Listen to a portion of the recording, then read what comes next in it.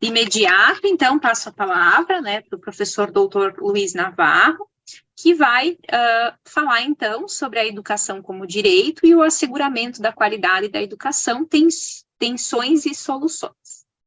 Profesor Luis Navarro. Bueno, muchas gracias. Le pido que me disculpen porque estoy difónico, alguna cosa poca, porque estoy con un diagnóstico de COVID reciente. Así que estamos lejos y por lo tanto ustedes no se van a contagiar, pero eso explica por qué estoy hablando de esta manera y les pido, por lo tanto, excusas si acaso eso pudiera dificultar la exposición. Me parece interesante lo que se ha venido dando, de alguna manera la conversación que quiero también plantear, recoge algunos elementos y eventualmente replica algunos elementos que planteó Paloma y también moviliza algunas de las reflexiones teóricas que hizo recién el doctor Elton.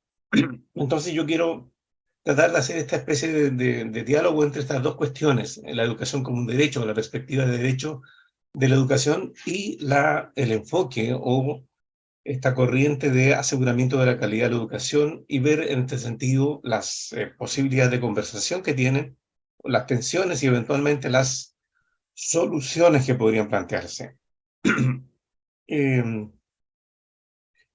Y claro, se trata de una cuestión algo difícil porque se trata de conceptos que operan en distintos ámbitos y en distintos niveles del sistema. Hay un concepto que es mucho más político y hay otro concepto que es mucho más práctico, que no implica eso, que no tenga consecuencias políticas. Pero es primero un concepto más bien político, un derecho a la educación, que incluso, digamos, declara una cierta idea de sociedad y de manera de convivir, mientras que los sistemas de aseguramiento son, en sentido estricto, mecanismos que operan dentro de un sistema que ya ha tomado decisiones respecto a lo anterior. Por lo tanto, allí hay una gran diferencia importante. Entonces voy a hacer una pequeña reseña respecto de la perspectiva de derechos, que por cierto ya fue mucho más explicada por Paloma, pero creo importante incorporar ciertos elementos para que luego se conversen con respecto del aseguramiento y algunas consecuencias que esto tiene. Voy a partir justamente de las 4A, de aquellas categorías que planteó Katarina Tomaszewski hace ya casi 20 años, y que actúan como una suerte de mínimo, como un estándar exigente, mínimo y exigente a la vez, de qué implica la educación como derecho en la práctica. Esa es la pregunta que de alguna manera se viene planteando. Y la respuesta que da Katarina Tomaszewski es precisamente que la educación debe dar cuenta de 4 estadios o niveles. El primero, la disponibilidad o asequibilidad, dicen también, para mantener la primera A, la accesibilidad, la aceptabilidad y por lo tanto luego al final la adaptabilidad. Se ve que es una gradiente, una progresión que es cada vez más exigente y que tiene alguna complejidad por lo tanto creciente. Lo que es evidente en todo esta progresión es que se concibe la educación como un derecho y por lo tanto como algo que se puede exigir, que el Estado debe proveer y que por lo tanto no basta con la mera disposición de que exista una oferta educativa, sino que además debe ser accesible. Esto significa que debe estar en condiciones de ser aprovechada por la población. La tercera dimensión, en cambio, por supuesto, es mucho más difícil de tratar y dice relación con estos ciertos umbrales o mínimos de calidad que tienen que ver con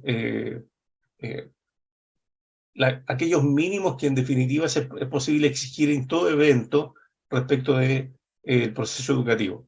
Y finalmente, lo que es sin duda muy exigente, pero además muy contingente, es la idea de la adaptabilidad en cuanto que alude a características de la prestación, en este caso el servicio educativo, que la hacen pertinente o que la hacen sensible a ciertas singularidades o diferencias que tienen consecuencias sociales, como son las necesidades educativas especiales, la diversidad y disidencias de género, etcétera, etcétera. Lo que se tiene entonces es una lectura del derecho a la educación como una suerte de criterio o perspectiva para evaluar, para diseñar, para analizar políticas y que por lo tanto es un poco distinto también, o sea, no es solo un contenido de la educación, una suerte de configuración, sino que al mismo tiempo son principios de examen, de análisis crítico de lo que está pasando en educación.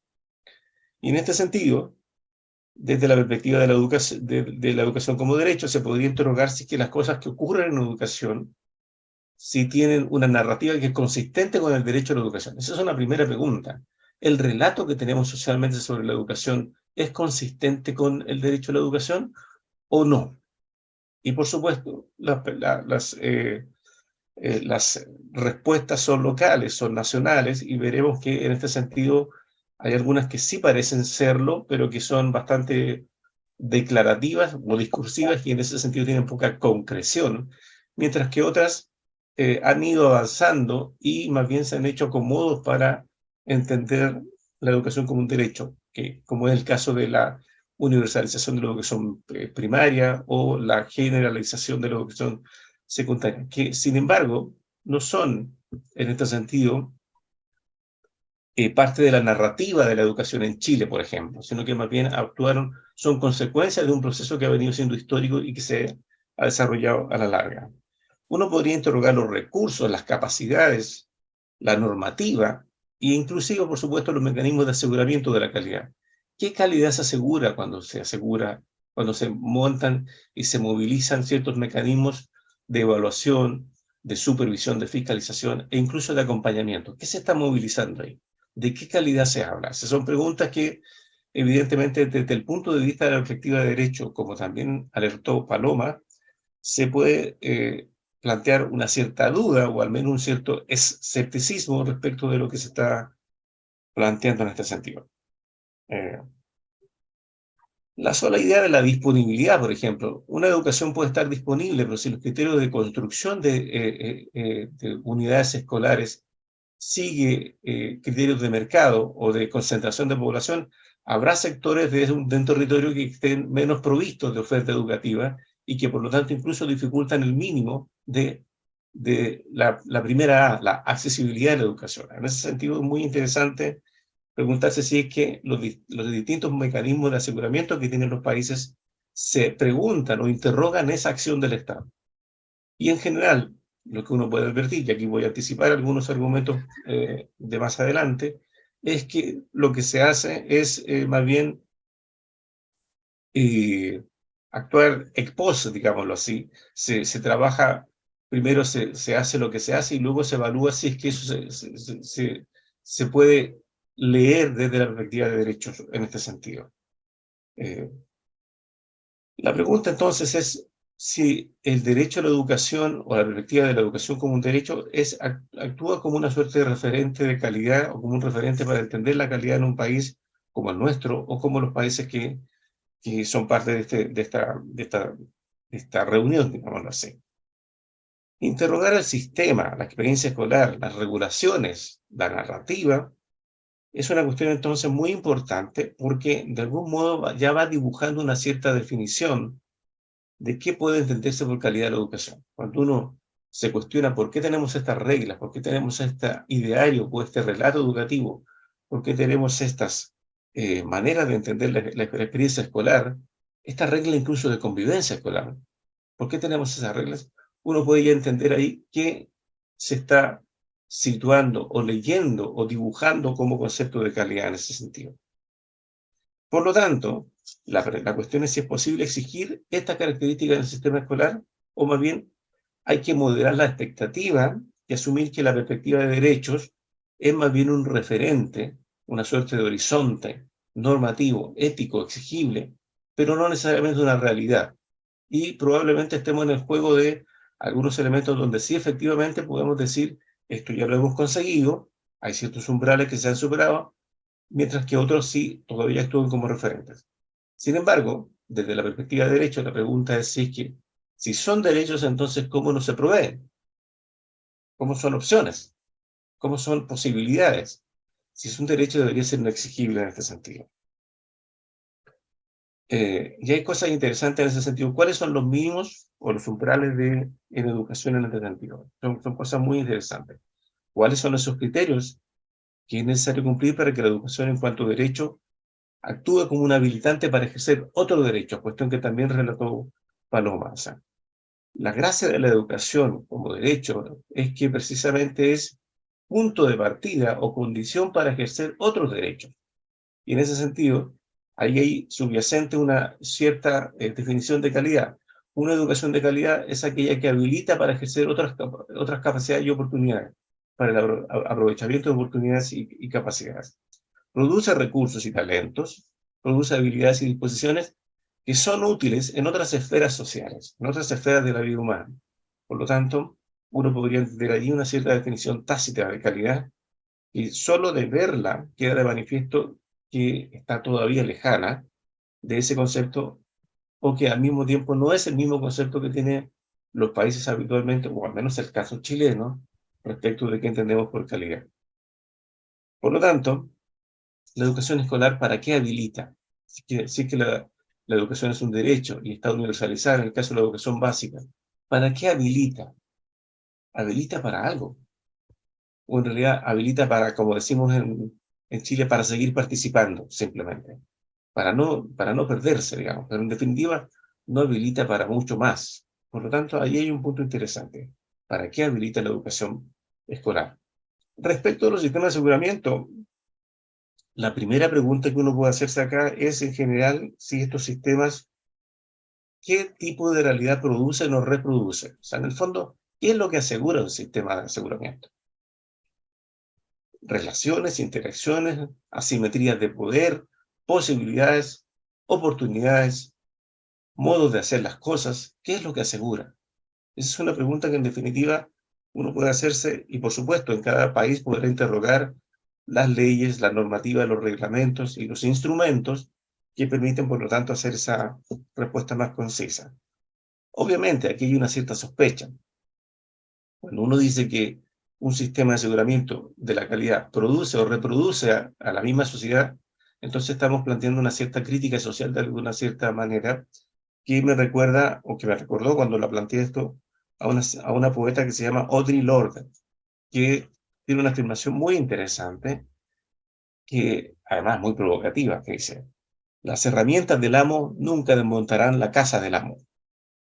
Por lo tanto, esto significa que el sistema de aseguramiento de un país como Chile no tiene ningún interés, obviamente, no está diseñado para construir otro concepto o alcanzar otro concepto de la calidad de educación que el que está subyacente. Y no es ese, como dijo también Paloma, el del derecho a la educación, la perspectiva de la educación como derecho. Ella hizo una revisión rápida de los sistemas de aseguramiento de la calidad, de la Superintendencia, del Consejo Nacional de Educación, de la CNA, que todos son elementos que en definitiva no tienen como referente, más allá de los discursos, en su operación no actúan desde la perspectiva de la educación como un derecho. Por tanto, están cuidando otra casa, digamos, la casa del amo, para decirlo en la expresión provocativa de la poeta. Un sistema de aseguramiento, en consecuencia, está pensado y concebido para reforzar y no para desmontar la concepción de calidad que la sostiene. Se trata, en consecuencia, de una cuestión que habría que examinar con más detalle, porque implica que en la base del sistema de aseguramiento hay una declaración de calidad que regularmente obedece a una visión o objetivo instrumental, y que no pocas veces equivale a declarar que la calidad es el logro del conjunto de estándares o de aprendizaje que establece el currículo nacional. Es el caso chileno. El caso chileno, la definición oficial de la Ley General de Educación es que se entiende que una educación de calidad es aquella que asegura alcanzar los estándares de aprendizaje que establece el currículo nacional. Es evidentemente una definición muy estrecha, que no da cuenta de una visión quizá un poco más amplia, convivencial, etcétera, etcétera. De este punto de vista, la definición de calidad, cual sea la que tenga cada país, tiende a ser una definición que simplifica la realidad, que lo que hace es revelar o relevar algunas dimensiones y también, por supuesto, oculta otras. Hay cosas que simplemente desaparecen del concepto de calidad, que no están presentes. Entonces, qué es lo que calla el sistema de aseguramiento? ¿Qué es lo que observa? ¿Qué es lo que escucha? Y ese sentido es muy interesante plantearlo así, porque implica que aquello que no es observado ni oído es simplemente excluido de la noción de calidad. Y esto es muy interesante a mi juicio, y en consecuencia podría ir desapareciendo del horizonte normativo de un sistema educativo. Piénsese en cualquiera de las concepciones de sociedad, de escuela o de aprendizaje sustancial que no están contenidos en una definición de calidad que es más bien instrumental, o de cierta razonabilidad estratégico-instrumental, y que por lo tanto no están presentes en la perspectiva de derecho, y más modestamente incluso cuando no reconocen cuestiones tales como la diversidad de género, las disidencias sexuales e incluso hoy día los aprendizajes socioemocionales.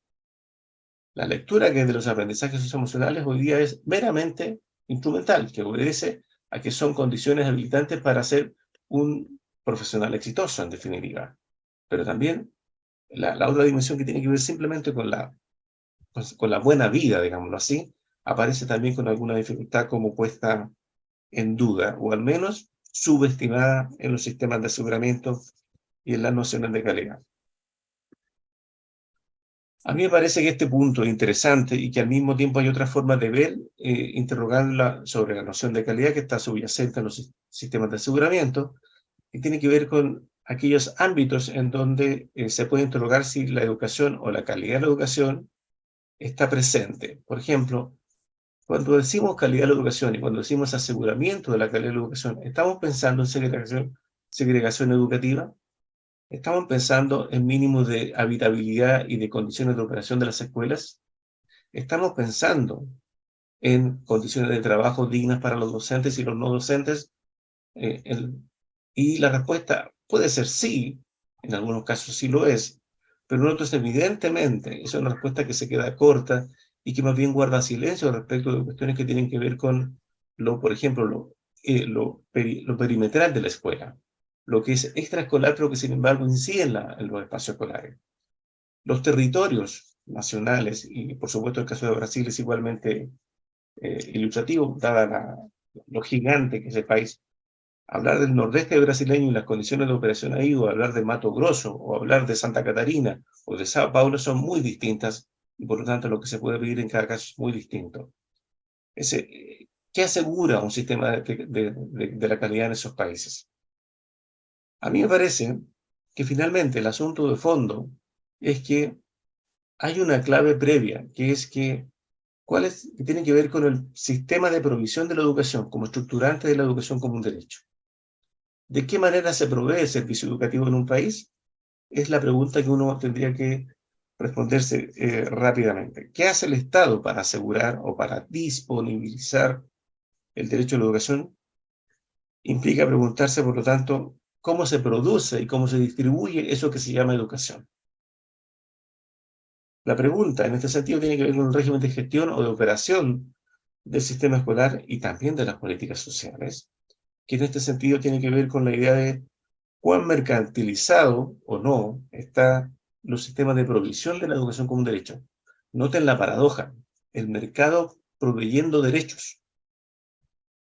Eso es una cuestión muy interesante, es una suerte de tensión evidente en suponer que el Estado puede ser un proveedor de derechos. Aquí hay una cuestión interesante que abordar y que discutir. Los partidarios del principio de la subsidiariedad dirían que sí, que no hay problema en aquello, que es posible proveer derechos por la vía de la provisión de privados que con genuino interés público actúen en el espacio público y entreguen bienes públicos. Pero otros más estrictos dirían que hay una cierta contradicción vital entre ser un proveedor de bienes públicos y al mismo tiempo tener una naturaleza o entidad privada a la hora de hacerlo. Una discusión un poquito parecida, pero que también es interesante de abordar, que es la idea de voy a usar una palabra que es una mala palabra, porque cuán familiarizados están los sistemas de provisión de educación.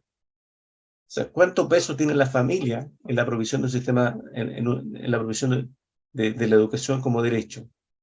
Esto es interesante a mi juicio, porque tiene que ver con cuántas decisiones toma la familia respecto de lo que es educación o de lo que implica ser un sujeto educado. Aquí hay un tema muy sensible que toca el vínculo entre lo privado y lo público, y que por lo tanto hace ver de cuáles son los espacios de formación, los contenidos y los modos de hacer educación que son propiamente privados o familiares y cuáles son aquellos que son públicos. Y en ese sentido, sociales, ciudadanos, o al menos de una definición que exceda el ámbito escolar, el ámbito familiar. Se trata entonces de saber cuáles son estos regímenes de provisión de la educación basados en estos factores, mercado, familia, Estado, como una cuestión que en el fondo tienen que ver con niveles o con espacios que a veces se intersectan, pero que obviamente ponen en discusión la cuestión de qué es lo público en la educación. Cada uno de ellos estructura de forma distinta el régimen de provisión de un servicio educativo, o al menos admite posibilidades teóricas. Una pregunta que quiero plantear casi al cierre, me queda un tiempo todavía cerca, es la pregunta sobre, por ejemplo, en Brasil existía la Bolsa Escola. ¿Todavía existe Bolsa Escola? Entiendo que sí, ¿verdad? En Chile también existió en algún minuto la beca VARE, la beca de retención y retención escolar, de atención y retención escolar, asistencia y retención escolar. ¿Cuál es el sentido de esto? Son subsidios condicionados, son transferencias condicionadas.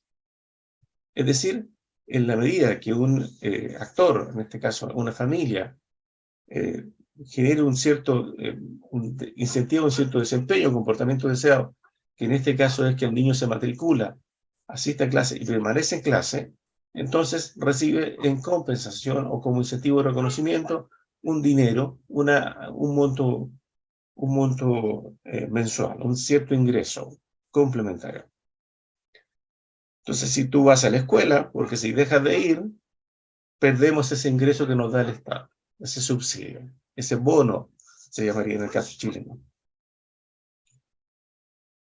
Una pregunta interesante a mi juicio aquí es si uno puede, en el marco de la implementación o concreción de un derecho, condicionar ese derecho, entregar un subsidio condicionado, cuando ese subsidio lo que persigue es la activación o actualización de un derecho. A mí me parece que hay una cierta tensión allí. O sea, si el derecho a la educación es tal, es inexigible, entonces, ¿cómo lo puedo condicionar a que una persona vaya o no vaya a clase? Creo que hay una cierta definición un poco extraña ahí, que no he sabido resolver, lo confieso, que tiene que ver con la idea de que quién es responsable de concretar o hacer carne el derecho a la educación. Y claro, pasa una cuestión que es muy interesante, y es que la educación es uno de los pocos bienes que se produce a sí mismo, digamos. El que se educa produce el bien que está persiguiendo. El niño cuando se educa, digamos, concreta la educación, encarna la educación. Eso es muy interesante, a mi juicio.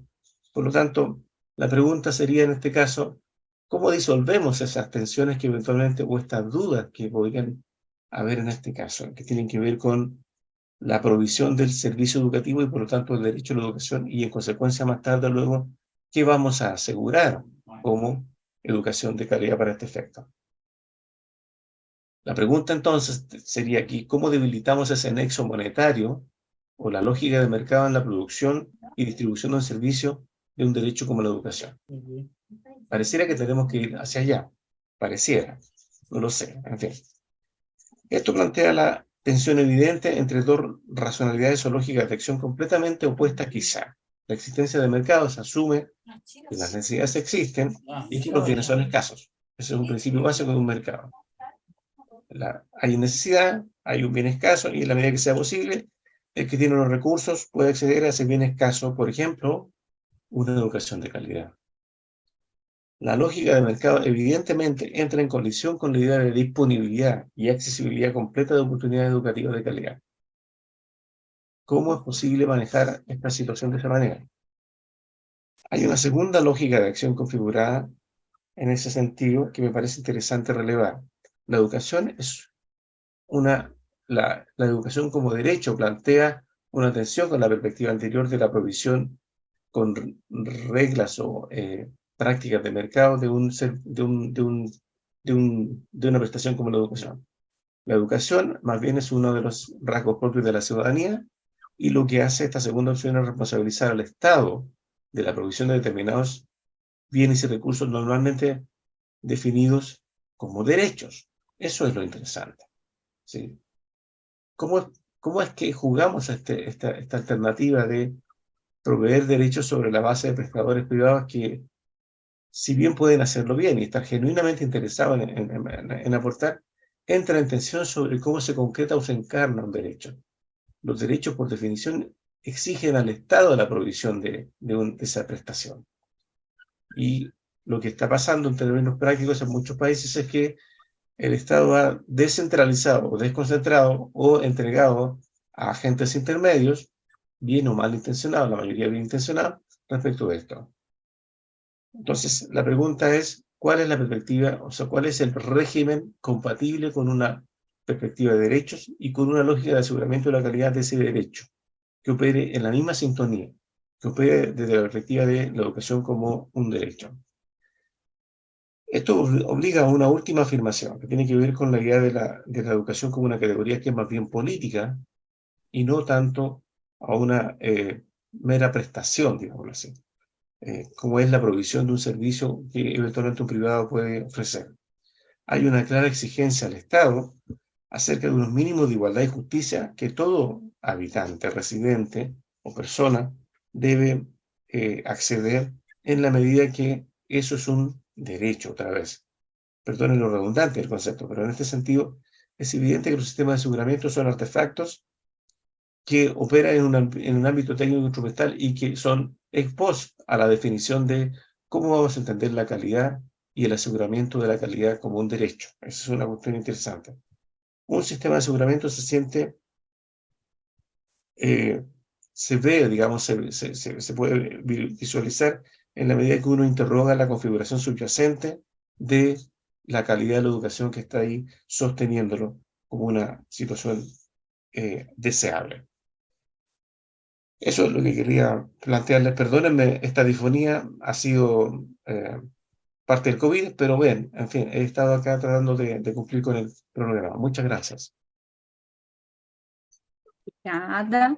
Então, também só tenho a agradecer, né, Paloma, Elton, Navarro, agradecer a Andréa, né, pelo convite, o IESED, pela oportunidade de estar mediando esse primeiro painel, e dizer, assim como, né, uma forma de fechamento, de síntese das nossas discussões, o quanto ainda é desafiador discutir sobre o direito à educação e, principalmente, né, o direito à educação de qualidade. Não só no Brasil, mas no Chile conseguimos perceber muitas similitudes e, com certeza, né, os participantes que aqui estão de outros países também identificaram muitas similitudes, muitos acontecimentos do seu país que são recorrentes, né, no Brasil, no Chile, até porque o professor Elton muito bem trazia que nós temos a influência de organismos internacionais, né, que vem influenciando nos nossos modelos de qualidade e principalmente, né, nos sistemas de medição da qualidade.